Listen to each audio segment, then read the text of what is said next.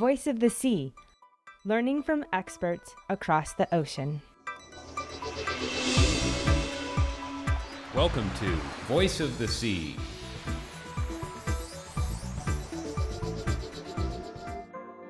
In this episode, we're talking about fish sex, specifically spawning aggregations.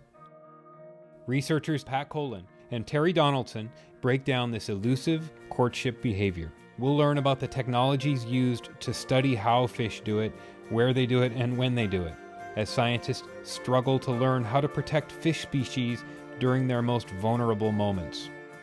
Let's learn more about spawning. Many of the fish eaten in Palau, such as groupers, parrotfish, snappers, and unicorn fish, are types of fish that reproduce through a method called spawning. At specific times of the year, these fish travel long distances to certain areas of the inner and outer reefs, where they gather into large groups called spawning aggregations.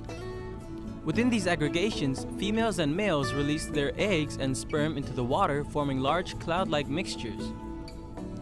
These aggregations produce millions of fertilized eggs, which hatch into larvae.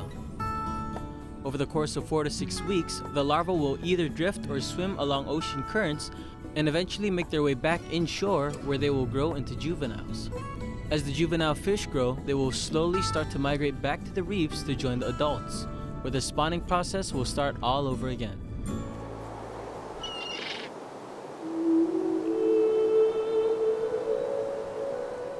Right now, we're near one of the reefs where you can find large concentrations of fish during their reproductive seasons. These areas, which host spawning aggregations, are where reproductive activities of many of the fish eaten in Palau take place.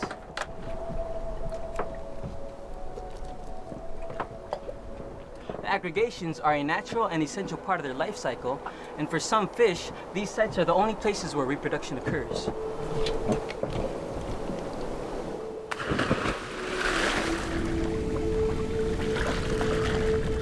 At certain times of the year, fish gather into huge groups in these spawning areas.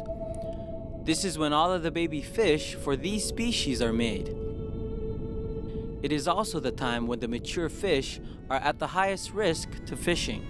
The dense gatherings of fish makes it easy for fishermen to gather huge numbers at one time.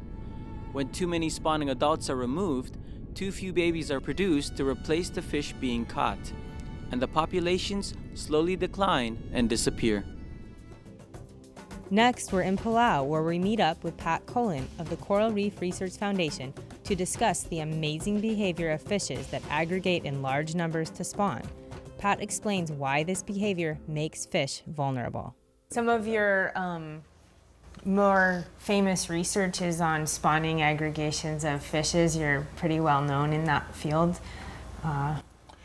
Yeah, I'm actually an ichthyologist by training. And an ichthyologist is a person that studies fish. Fish, yeah. So I sort of, in the 1970s, I decided this is where we need new information about the life cycles of reef fishes. And particularly these coral reef fish species like groupers and some of the wrasses, parrotfish that come in together in huge aggregations for their spawning. Mm-hmm. So in the 1970s, I started working on groupers and some of the parrotfish, and that's what I'm continuing to do here in Palau. Now, the Humphead Wrasse is the largest wrasse in the world. It's a spectacular fish. It's what we call the charismatic megafauna. Yes. You know, divers want to see this fish because the male is so spectacular. It has the big bump up on the head. Anyway, it's an iconic species that divers want to see. But we had no idea exactly how it spawned. At any reef you snorkel in the Indo-Pacific, the Humphead Wrasse is probably the biggest, friendliest fish you might see. Also known as the Maori or Napoleon wrasse, a mature male humphead can grow to 6 feet in length and live for 30 years. All humphead wrasses start life as smooth-headed females, but some become males and grow their hump at about 10 years of age. Humpheads are a highly prized food fish, but they are endangered in many areas because their slow reproduction and spawning behavior make them vulnerable to overfishing. If you focus on a particular species, start learning its behavior, well, pretty soon you're going to learn, okay, it looks like it's spawning here at this time. And I had a few friends in the dive guides and such, they tell me, oh, I saw, 500 Humphead Wrasse or whatever at a given place at this time. So that's like a clue. Oh, well, maybe something interesting is going on. So then you would go out there, say the same phase of the moon or the same tidal state, and if hopefully you'll see something going on interesting. So this is what happened with the Humphead Wrasse. I ended up learning that they actually spawn many areas. They come together in aggregations, but there's only maybe 100 fish total in an aggregation. So there are probably 100 or 200 or more aggregations of these fishes all over Palau, because Palau is a big area. So they go through this little act where they release the eggs. This is the actual eggs you see here. That's the female. She releases eggs, he releases sperm. She dives away, goes back to the reef, and is gone for the day.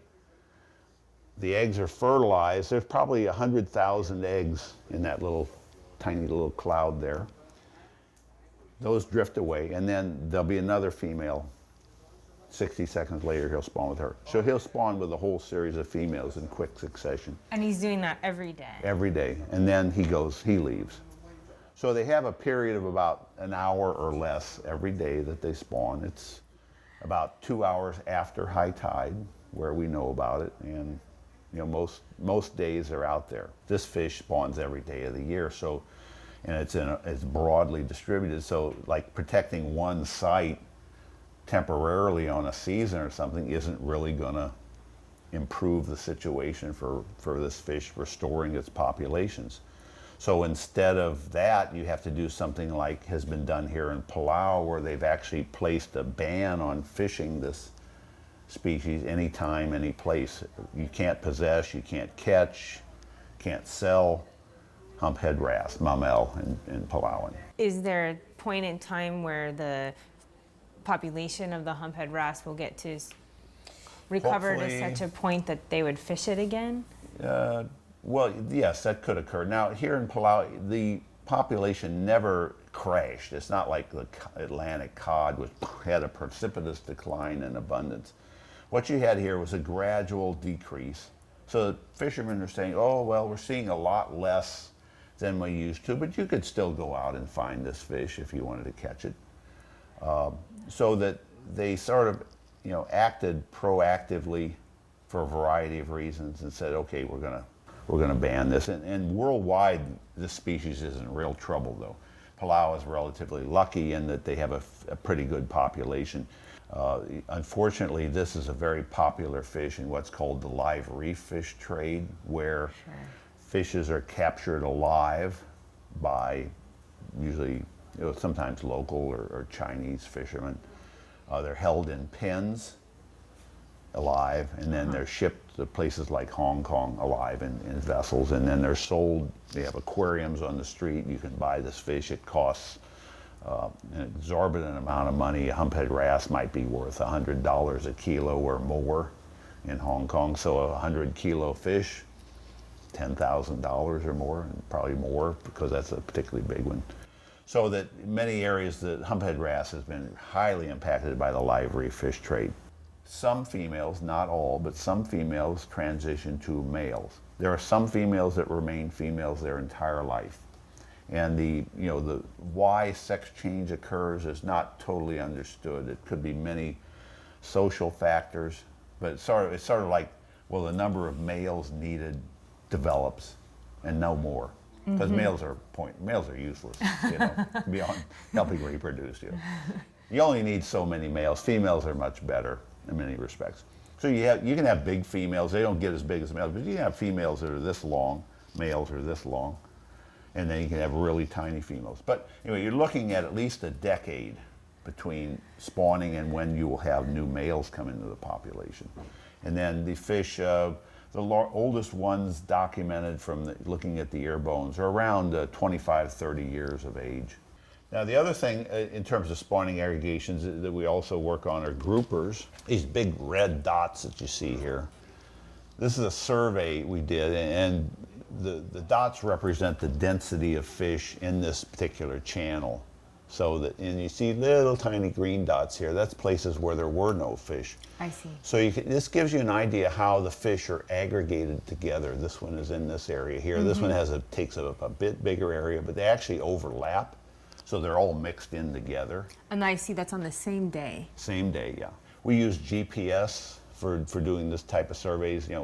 30 years ago, there's no way we could have done this. Now we can, we know where we are, when we're there, and we can count fish and get densities. And so this really takes us to a whole new level of being able to map out and understand the dynamics of these things. So then understanding the tides and the currents and the moon phase, the physical properties of the spawning area for the groupers, would that then allow you to predict areas that spawning might occur in other places in Palau or other places in the world? Yes, yeah, it is. It gives us, an idea of where to look for other aggregations if you're studying how many there are in a given area. Yeah. And then for conservation reasons, you would look maybe to those areas as also places for protection. Right. Yeah. Here in Palau, for example, this particular grouper aggregation, it's in an area that is actually a no fishing zone. And then there's also a seasonal ban. So you have like this aggregation site, this whole area here, it's the Oolong Channel, is a no fishing zone. And then groupers in general, the 3 species that we're concerned with here, there's a ban on catching them between 1st of April and I think it's the end of August now.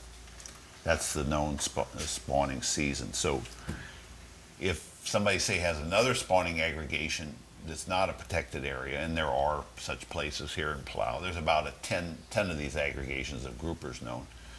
Well, somebody could go there and fish, but there's this ban on fishing groupers or catching groupers. So you have the area ban, the seasonal ban. So this, works pretty effectively as long as the enforcement is there to prevent people from cheating or poaching. Works very effectively in protecting these populations. So it is a conservation success story. Wow. Can Palau have a bright future? Yes, definitely Palau can have a bright future with its fishery. You still have things like these spawning aggregations, which in many places that are very heavily overfished, they've disappeared completely. But given the trends that we see, unless something is done in the future 10, 20 years, the fishery here in Palau will be very much reduced. Wow. So there's time for society to act, there's time for society to do something, but it's not something that can wait a long time. So I would say Palau is luckier than many places that I've visited and worked in, but use that opportunity now to actually do something about the fishery. The University of Hawaii Sea Grant College Program, helping coastal communities of Hawaii and the Pacific through research, education, and outreach. Serving the community, from elementary to graduate students. Hawaii Sea Grant. We traveled to Guam in hopes of seeing firsthand what a spawning aggregation looks like. We met up with Terry Donaldson in the early morning to take us out to a spawning site.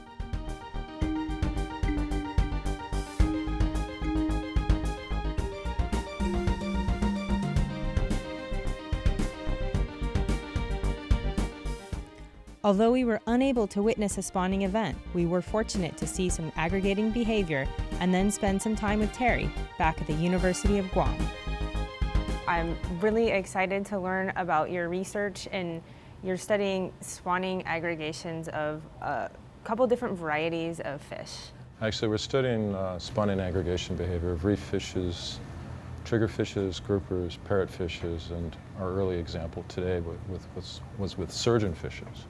So a lot of the same mechanisms are involved. We're trying to do comparisons between fishes that spawn every day, like Humphead Wrasses, the Maori wrasses, and fishes such as surgeonfishes that cue in on lunar cues, so some phase of the moon, they really get excited about it.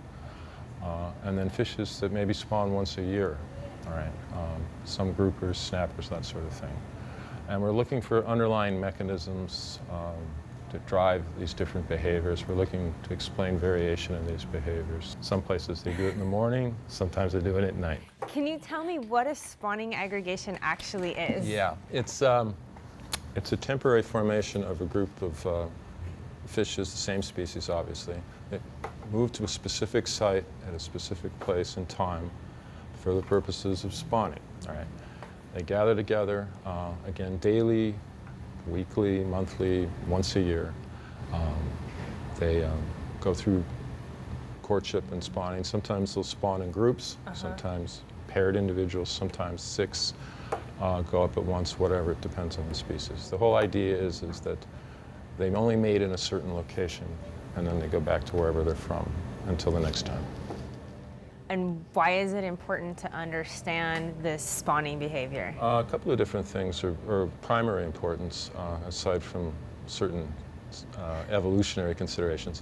You're familiar with the term shooting fish in a barrel. Well, if you get all your fish in one spot at one time to reproduce, fishers naturally can target them and the overfishing can take place. Right? So one of the things we're interested in doing is seeing where the spawning aggregation sites are so we can afford them some type of protection, either in time, just limit access for a certain period of time, or spatially set up an MPA that protects the site all the time so that the fish are protected while they're spawning, and then they go back out of that location and then fishers can have a go at them, as they normally would, I guess. Right. So the other thing that's of interest is that more than one species can use the same site. And so we're also looking at the characteristics of the sites to see what makes it nice, a nice place to have sex, so to speak. And what have you found out? Certain types of habitat are obviously conducive. We tend to find passes or cuts in the reef, like where we were this morning. Fish can cue in on water movement patterns and go to those spots. It's sort of like a cue that they can use to find a location that when they spawn, it allows their larvae, or the eggs and larvae, to disperse. Tides come into play, time of day, sunset, middle of the day, sunrise, sorry. And sometimes the same species does it more than one way.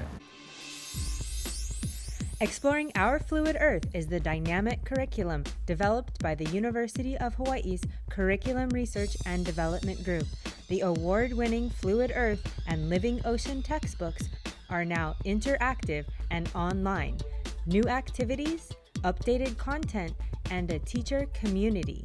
Exploring Our Fluid Earth is now freely available. Find out more at exploringourfluidearth.org. Welcome back to Voice of the Sea. You can't be out in the water every day just watching for fish. I mean, well, that would be pretty fun. But how do you find out where they're spawning and when? All right, a couple of different ways. I used to be out in the water almost every day in Palau, but I'm not afforded that luxury here. We get local knowledge from fishers. We also look at habitat that we think is promising based on what we know from research conducted elsewhere, research I've done, research my colleagues have done. Or we just do exploratory surveys, so things like manta tows, where they tow snorkelers behind a boat until we come to some likely real estate, and then we see fish doing their thing. Again, we like to time those surveys to when we think fish will be doing something. Because we have a lot of fishing on Guam, a lot of these sites where fishes such as groupers may be aggregating might be out of reach, so we're starting to use underwater video that we can deploy deeper. We're using side scan, down scan sonars to help locate these schools of fish or their sites, and we can map them, reference them to GPS locations, and get a pretty good feel for where they're likely to be, and then go back and look for them. So explain to me the GPS work. Okay, well, we have GPS receivers that are actually reasonably accurate, and we put them in a waterproof housing, and we run on what's known as a track function. And this allows us to take readings while we're swimming in the water, or being towed behind a boat in the water, et cetera.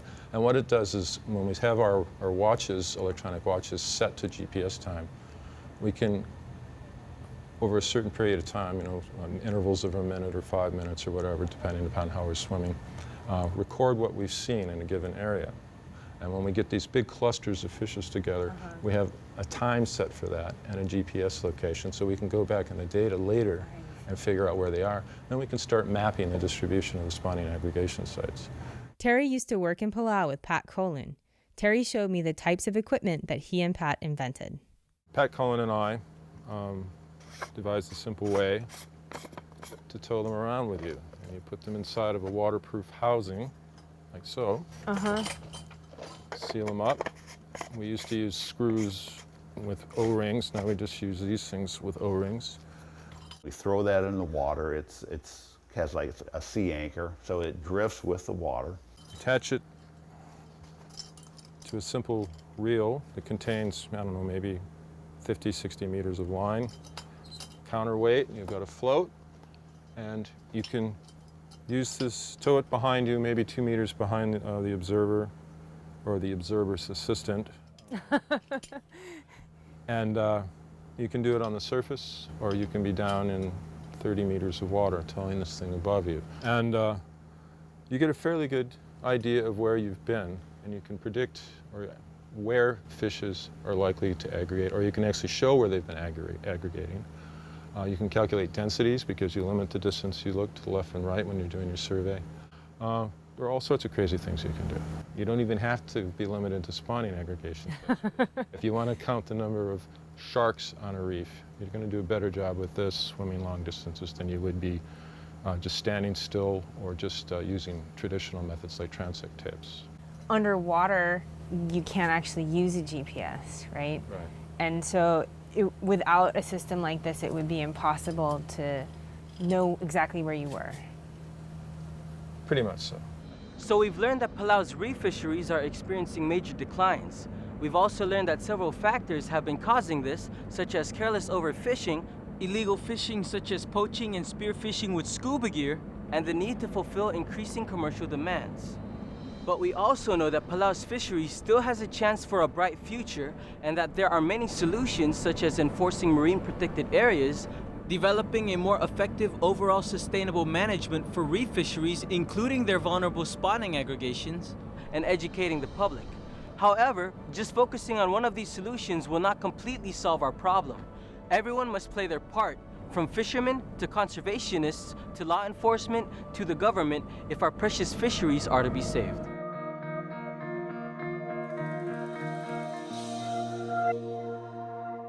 Turn your love of the ocean into a lifelong career. Join NOAA, the National Oceanic and Atmospheric Administration, as we unlock the secrets in the deep oceans, track rapidly moving storms, model climate trends, protect and preserve our marine resources, and so much more. It's all in a day's work at NOAA. Find a career that makes a world of difference, enriching life through science, service, and stewardship. NOAA. The Curriculum Research and Development Group in the College of Education at the University of Hawaii at Manoa. CIDG's training roots go back over 40 years. Through professional development programs, curriculum workshops, research on teaching methodology, individualized school and district training, and so much more. The Curriculum Research and Development Group, improving schools, improving education. CIDG. Healthy oceans are critical to our cultural, economic, and environmental sustainability in Hawaii. The ocean serves as a source of water, food, medicine, jobs, transportation, recreation, and energy. It controls climate and weather. COSI Island Earth aims to share this ocean awareness by partnering with local scientists and educators to engage communities and schools in active science learning for an ocean-literate population. COSI Island Earth is working to establish new avenues for connecting research scientists with educators and communities. COSI Island Earth is enhancing the science and ocean literacy of our island residents and visitors.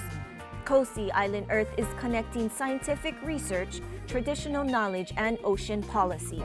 COSI Island Earth, bringing together university, government, research, and community partners to improve science education and ocean stewardship in Hawaii.